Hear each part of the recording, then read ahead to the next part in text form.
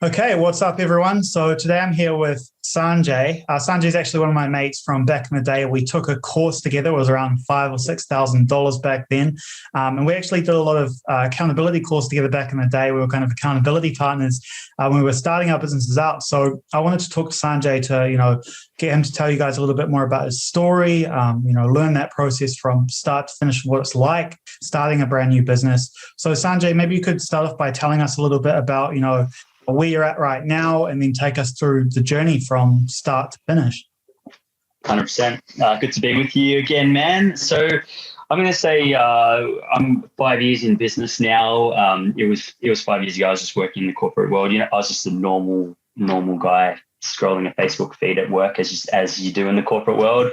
And I saw an ad for that business course, and I wasn't special at all. I had like zero business experience, but I just clicked that ad and joined this business course. And it was 12-week course, taught us the basics of business. But I'd made a decision at that point that I was going to go all in and do everything I needed to do to just make sure I got this off the ground. And it was tough, man. It was challenging, but 5 years later, it's off the ground and life is good. Yeah, for sure. And I guess what was the spark that made you decide to join that course in the first place? I was in the corporate world. I had kind of climbed the corporate ladder, and I got to a stage where I'd done everything I wanted to do in my career. It was an IT career. I was running a team.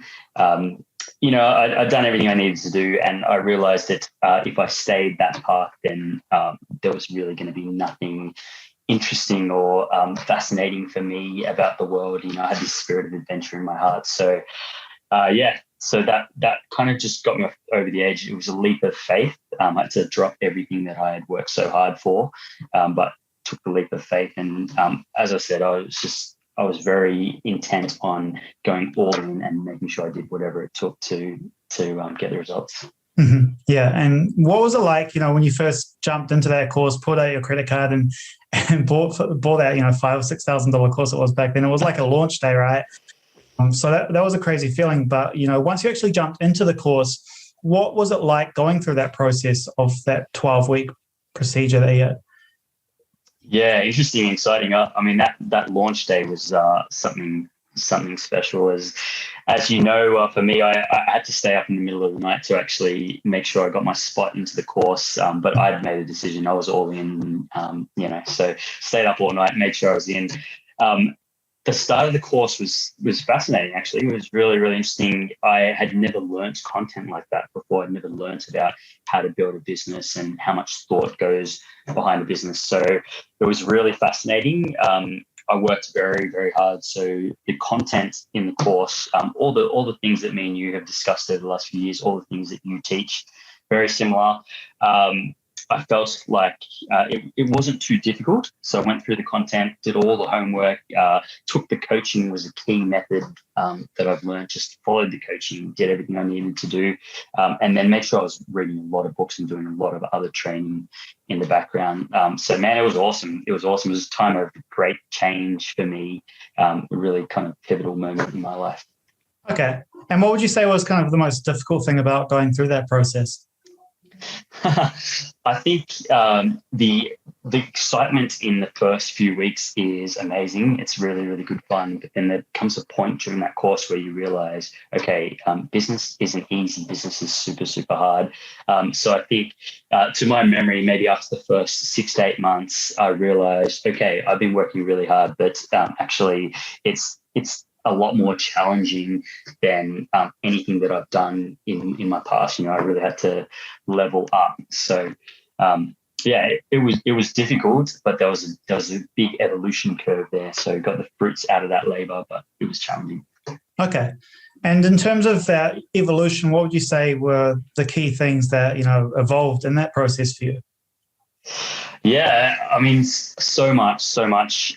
Just realizing how intelligent and how hardworking business owners are, how much emotional pressure that they are willing to put up with.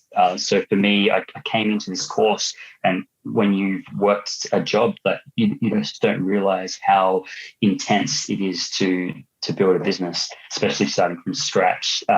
So I think your question was, what was the major evolution curve? I guess learning how much I had to learn, how much I had to read, learning about things like how important it was for the right people to be around me, the right content to be around me. People like you, I made sure that I kept the right mentors around me.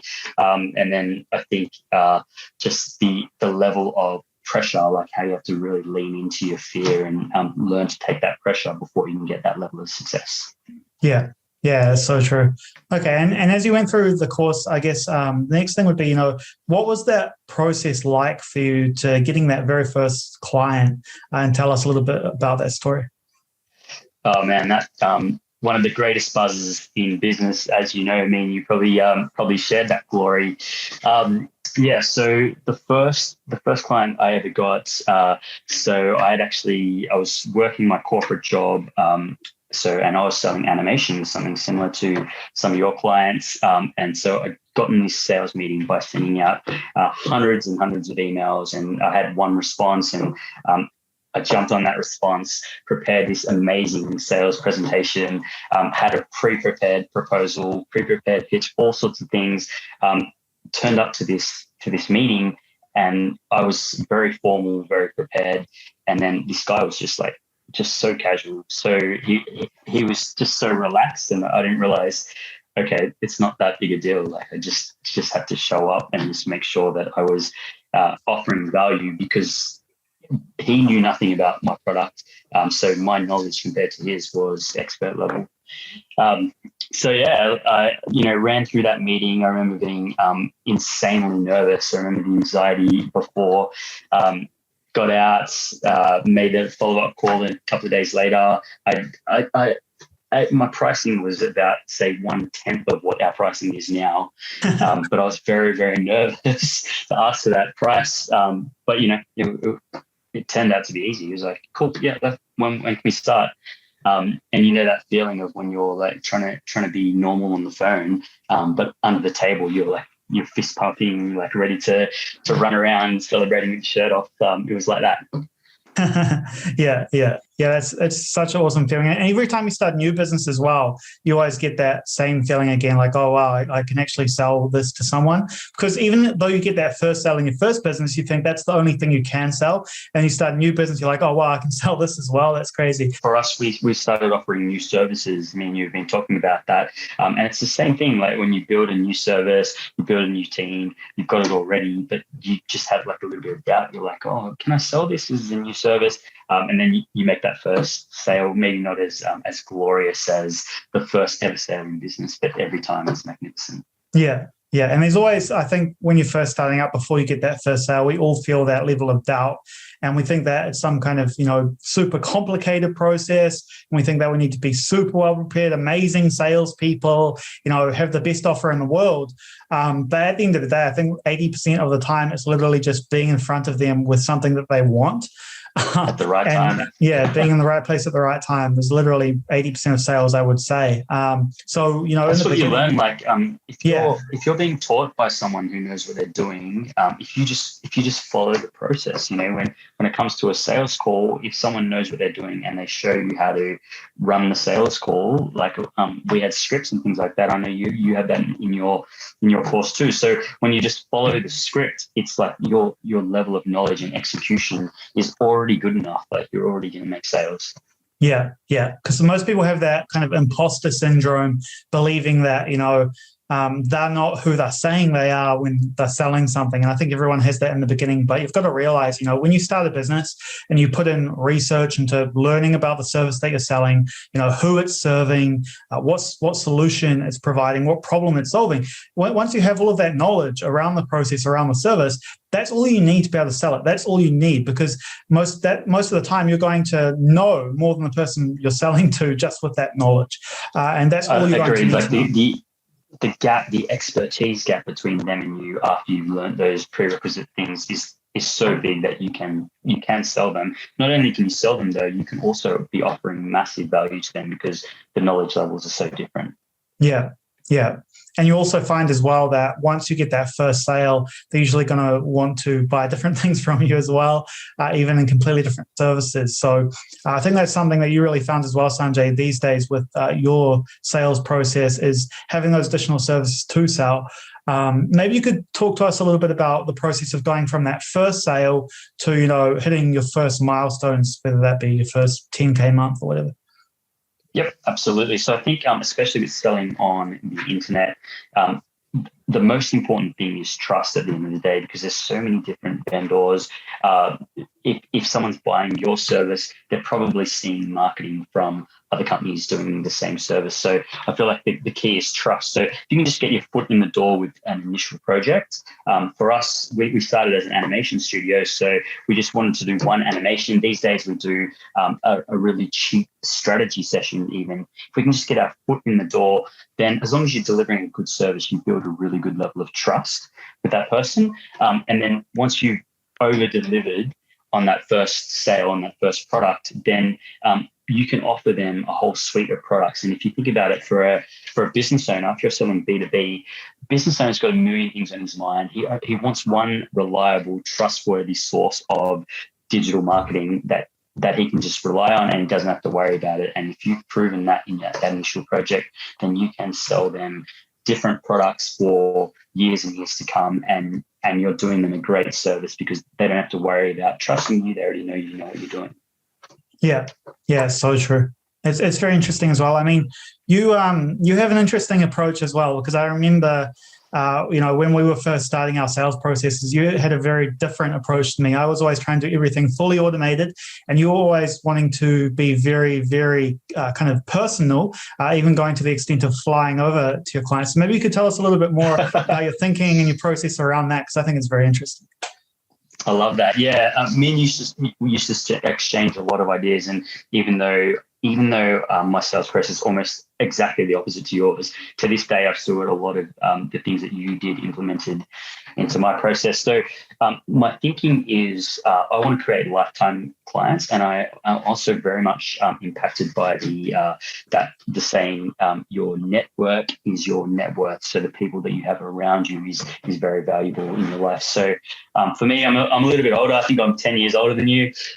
So at that stage of my life when we were starting, I think from memory, you wanted to travel all over the world, which is super, super cool. I'd just come back from traveling all over the world. So I wanted to build a network and kind of work in, work for more corporate companies. So my thinking is, if I can kind of sell a high ticket product, really get myself into that company, into that boardroom, deliver a great higher ticket product, then the lifetime value of that customer for the next 1 to 5, even 10 years starts to become really, really, really massive. But also what I've found is, especially for those higher ticket clients, they have networks of people where they introduce you. Their friends are always looking for people that they can trust and rely on. And so when you get introduced, it's a great source of revenue, great source of clients, but also a really great source of friends. These people are very wise, very good to hang out with. They tend to know the secrets of life. So I found that with a lot of my higher ticket clients, that I've spent the money to go see, or I've spent the time to build an in-person relationship. The dividends that has paid on both a business and personal level has been really profound. Yeah, for sure. Yeah, I really like that. And I guess the next question would be, tell us a little bit more, like with your first sale, how long did it take you to get that first sale, if you remember? Yeah, it's going to be, I did it after the 12 weeks. So I'm going to say 3 or 4 months. Pretty similar to me. I don't quite remember. Yeah. It would have been pretty similar to me, to you. Like, I remember we were kind of like all popping like popcorn. We're all popping it like around the same time. But yeah, so what happened is I made that sale, and then once you've made one sale, the second one tends to come a few weeks later. And some really intense lessons I learned back in those days from our network, from the same people me and you staying out with, is you just got to make your first 4 sales. Like, doesn't matter what you sold them for. I made a loss on a couple of those sales. It really doesn't matter. Just make 4 sales. get some money exchange, get some testimonials and case studies is the most important thing. And then once you made those 4 sales and you got those 4 case studies, then like you're almost home. You know, I think the next milestone after that is make 10 sales. Even if that takes a year or 2, it doesn't matter. Once you make 10 sales, you got a business and you'll never look back. Yeah. That's cool. I like that. And okay, that's interesting. So maybe talk a little bit about the process of becoming more high ticket with your offer, because I know that was one of your main focuses throughout your entire process. Tell me more about that. Definitely. So I feel like originally when we learned business, I feel like there was a lot of focus on premium and high ticket, and I really resonated with that. And it's not that I'm against the kind of more automated methodology. I love that as well. But for me, I really resonated with the high ticket because the way that I thought is if I really care about the craft, then if I sell high ticket, I can focus on getting better and better at the craft of digital marketing. Whereas with the lower ticket items, you can't get better and better because you always got to focus on more efficiency. But that doesn't mean it's a bad business model, because on the flip side, when you're running a really beautiful automated business, perhaps you can then have your passion and craft on the side, or you can go travel or whatever. So I'm not against the lower ticket offer. It's just that I was really passionate about marketing, and I wanted to, even to this day, I want to be selling 5 and 6 figure. I want to be selling 6 and 7 figure marketing deals at some stage. And I have actually got 1 6-figure clients, but I want to be doing that on the regular. For me to be able to do that, it's going to require basically a lot more skill set and me being able to give a lot more value, which is higher ticket products. Yeah. What's the highest ticket sale you've had? So the highest ticket sale I've had, initial sale, which came through a Facebook ad, was 22K, which is pretty good in AUD. But using exactly what you were talking about before, the way that I will make the bigger sales is by making that first initial sale and then upselling once I've built a level of trust. But yeah, I mean, man, when we first started business, when me and you first started, in my mind, it was impossible to sell something for even $5,000. It was impossible to sell that online on the internet. I thought that was ridiculous. And then fast forward, my biggest deal is actually with a client overseas, and I've never actually shook their hand before. It's possible, you know. It's possible. You just got to keep pursuing the path. Yeah, it's so true. And would you say, you know, as you went through that process of building your sales process specifically, so, you know, once you get a lead come in, get that process you go through, what would you say the main keys are in that process to getting the sale, the kind of quick tips or special things that you would say? I love it. I'm going to say exactly what I think you would say. Maybe you even told me this back in the day. I'm going to say repetition. It's just a matter of follow the coaching, follow whatever coach you have. So I guess in the context of this conversation, I'm assuming you provide some sort of training in your course. Do you guys put sales training into your course? Yeah. Awesome. Okay, cool. So if they're getting sales training off you, you gave me a lot of coaching on this back in the day. If you've got that sales script, you've got as good a script as you can get in this industry. So all it is about repetition. I think most people fall off in that they don't realize how much repetition. For me, at this stage, I would have been on a few thousand sales calls probably by now. I'm sure you're very similar. And I've been on hundreds, if not, I'm going to say hundreds of in-person or virtual sales processes with CEOs or boards or anything like that. So now it's at the stage where if I ran one with a high-profile TV personality here, very well known. I won't say his name, but I was super comfortable. I could lead that room. There was 4 people in the room. Had no problems because I'd done it so many times. Yeah, I was nervous, but it didn't matter. So repetition. Once you got any script, as long as you can do it hundreds of times, you're going to be fine. Yeah, I think that's key. And a lot of people as well, when they first start, they're kind of, afraid of doing the sales calls. And I mean, there are ways of getting around that, hire a salesperson or just selling a lower ticket item with paid advertising, usually going to be able to sell directly on the sales page. But, if you are going to be building a sales system that requires calls, there isn't anything crazy special that you need to do. People think you need to be, a really great salesperson with special things that you say on the calls. But most of the time, it's a very simple process. And it's really does come down to repetition and learning, the answers to questions, getting that coaching and slowly developing that ability. Because even if you're introverted, even if, you have an accent or whatever it may be, whatever the thing is that you're worried about, people have done it already. They've done it with 100%. The same situation or in a worse situation than you. It's just about repetition and becoming comfortable. I would say becoming comfortable with sales is more important than any sales tactics you're going to get, because if you're comfortable on the call, you're going to build a connection much better with a potential client, and that way they're going to trust you a lot more and they're going to want to work with you. So yeah, becoming comfortable is really key, and that just comes through repetition. You're always going to be nervous on that first call.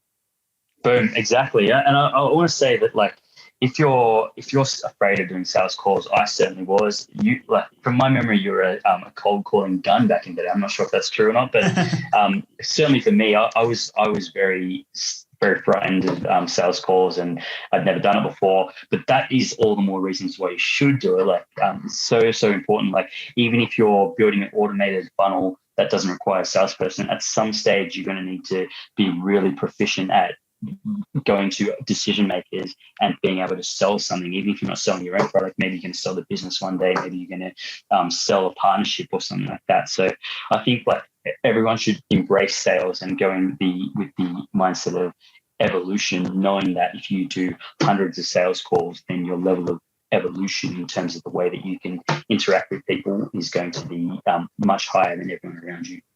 Yeah. Yeah.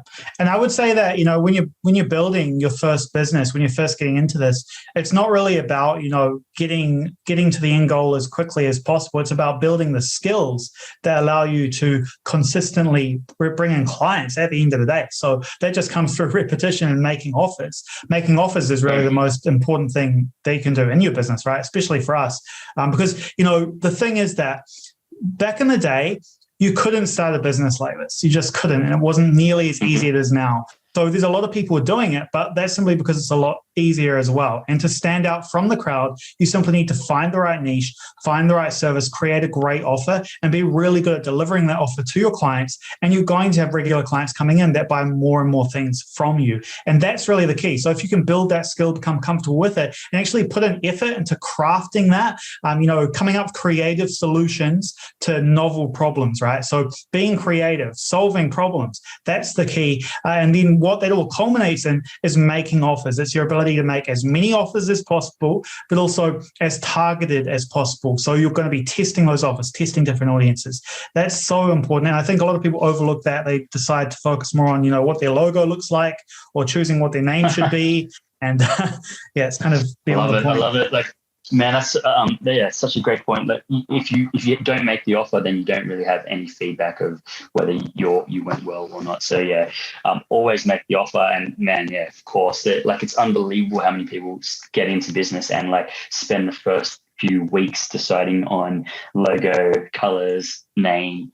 Like, that's a 1 hour job, if that. It's a 5-minute job, and then spend 55 minutes enjoying yourself afterwards. Yeah, exactly. And I think as well that people, in a way, they enjoy theorizing. They enjoy thinking about what they should do and finding the perfect answer, because first of all, they're afraid of failure. But second of all, they just don't want to move outside of their comfort zone, which taking action is always going to be outside your comfort zone, unless it's something that's a habit that you do every day. So it's not a habit when you're first starting out, and it's going to be uncomfortable, but you just need to be willing to take massive action and focus on making decisions, making good decisions, but don't, worry so much about every single little decision. In the grand scheme of things, it's not going to matter. And by taking action, you're going to fail, and then you're going to learn from those failures. And then you're going to, not repeat that failure, but you're going to get to the end goal faster by taking action. The more action you take, the faster you're going to get there. 100%. I'm going to say that there is no destination. You never actually make it anyway. Like, yeah. It's just, at the end of the day, it's just evolution, because you do make it. So both you and I, back in the day when we used to speak every week, like we were talking about exactly what we're living. We kind of we made it, but you don't make it because like there's just a new level of problems, a new level of stress. It's like it's always more spectacular living your dreams than you ever could imagine, but it's also always more like not as good as you thought it would be. You know, it wears off very quickly. So it's just evolution at the end of the day. It's all evolution. Like take massive action. Don't worry about the fruits of your labor. It doesn't really matter anyway. Like it's just about evolving, changing the person you become. And then, you know, in a few years' time, you'll be exactly the person that you want it to be, but there's no difference. You still keep going, still want to keep evolving. Yeah, I think that's the key. And, you know, it's all about getting higher quality problems. So as you move up, you get higher quality problems and you get bigger goals at the end of the day. What's your biggest problem right now, if you don't mind me turning the interview around on you?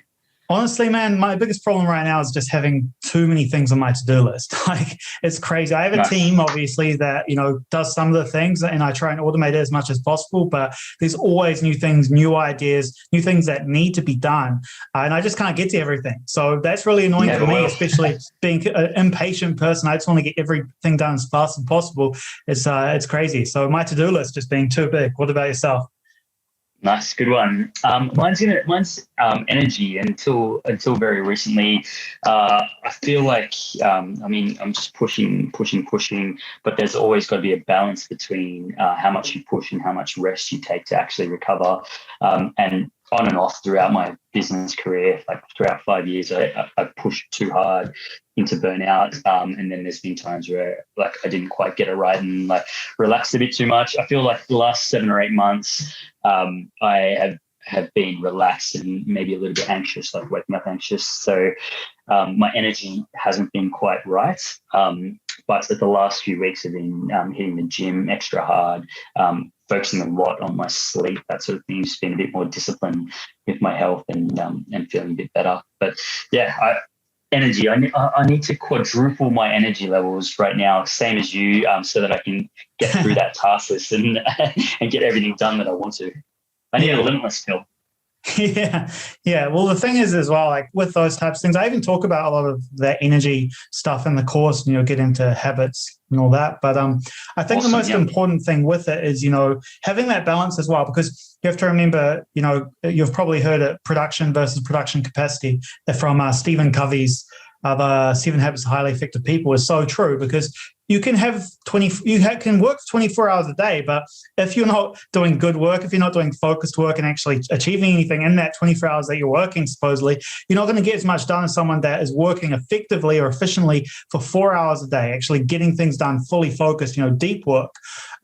So those things are really key. And then, having those external habits, I think we really lose focus on those. We don't think they are important. And I think they're massively important. Obviously, you go through periods where you work all day and you don't do all of those things you should do for your energy. And that does lead to burnout eventually. And it's fine to do when you've got like a launch coming up or you need to quickly get something done. But you do need to have that daily plan that you stick to, those daily habits that you stick to in order to actually feel like you're being productive in those hours that you need to be working.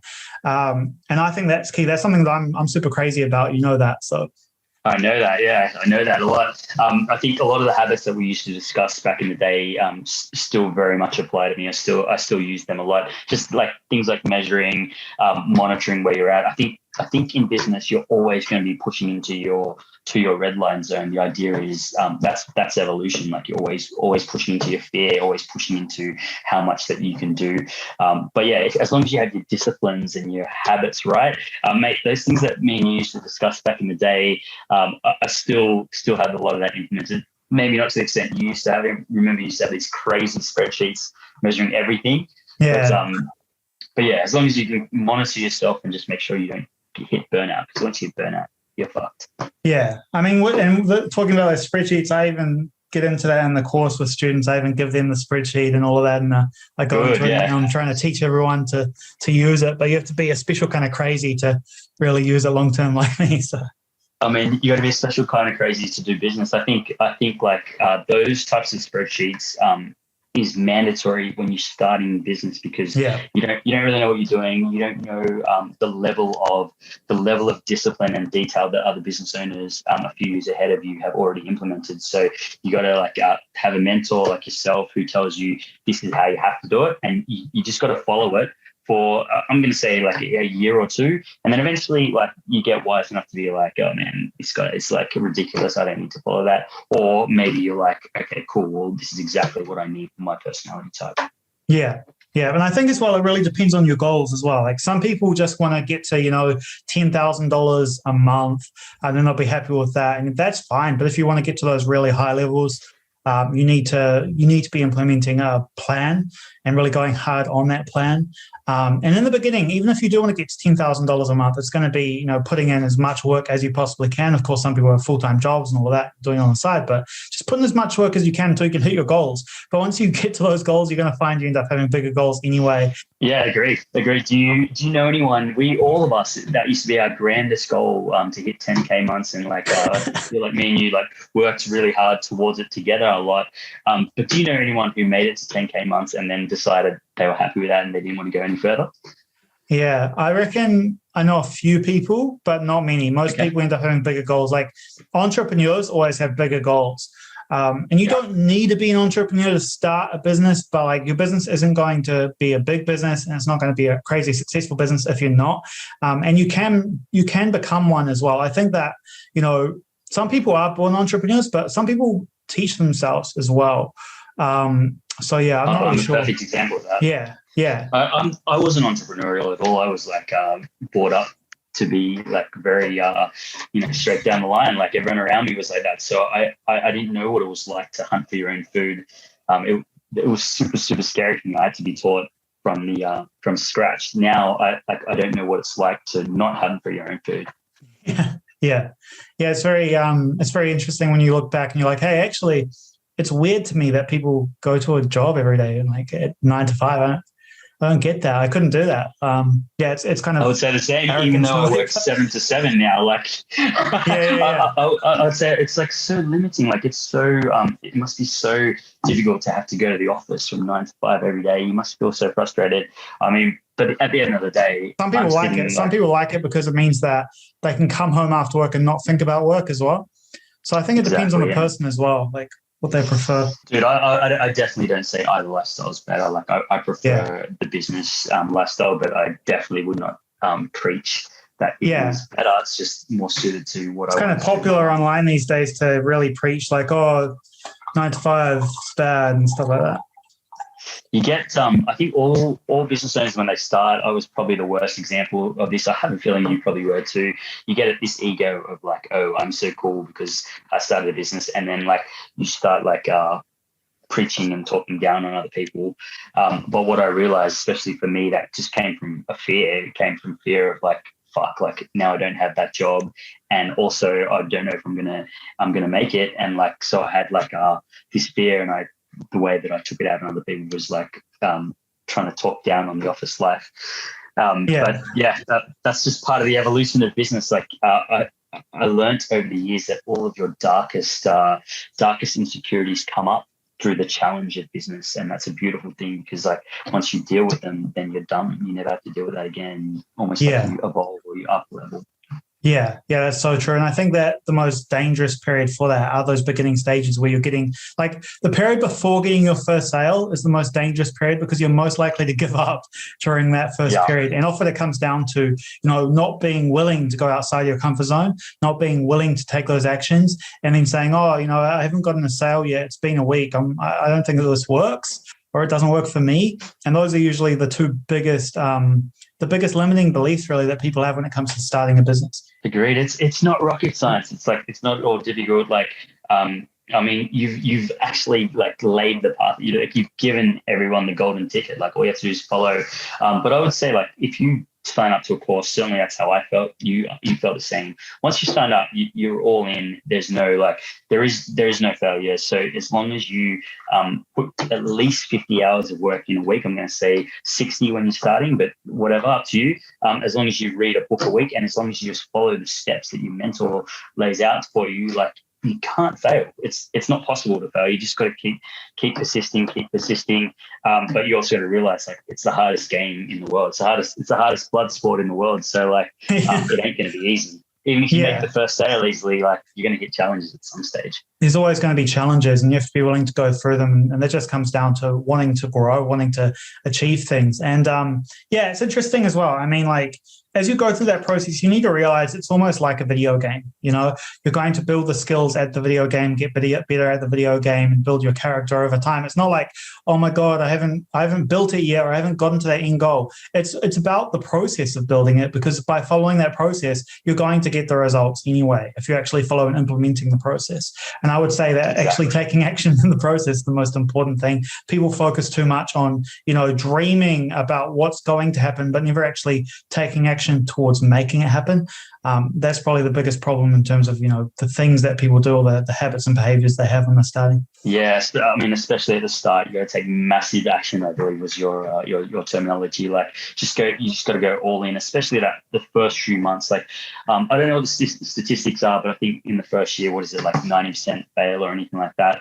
But like, if you swap the statistics around and said, like, out of all the people that truly went all in, truly decided to work, let's say the 50 or 60 hours a week, truly decided to read one book a week, truly decided to actually follow their mentors' steps, I'd say that over 90% of those people succeed. Yeah. Yeah, it's so true. It's not about, like, when you look at, even things like multi-level marketing and all of that kind of stuff, or real estate, or any of those different areas that people get into, it's always going to have a high failure rate, but that always comes down to people giving up. So most people just give up. They don't actually take action, and that's the problem.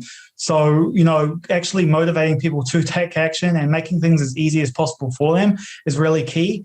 But at the end of the day, it's up to the person to take action with the information, with this type of stuff too. And I think that's really important for people to be aware of is, it's up to you. The results are in your hands. You just need to implement the things that have been given to you and build those skills. And you're going to get there if you don't give up. If you solve problems, if you fail and you learn from those failures, you're not going to fail. It's impossible to fail. I've never seen anyone fail who hasn't given up. I know people that have gone at it for a year, like a whole year, and gotten, a $200 sale, and then now their business is doing $290,000 per year. So, like, those are usually the people that that do the best when they struggle. Actually, I was one of those kind of things. What you said just gave me a flashback of my time in when I was first learning. I was like, we were divided into groups, and everyone in my group was making a sale, and I was struggling to make a sale.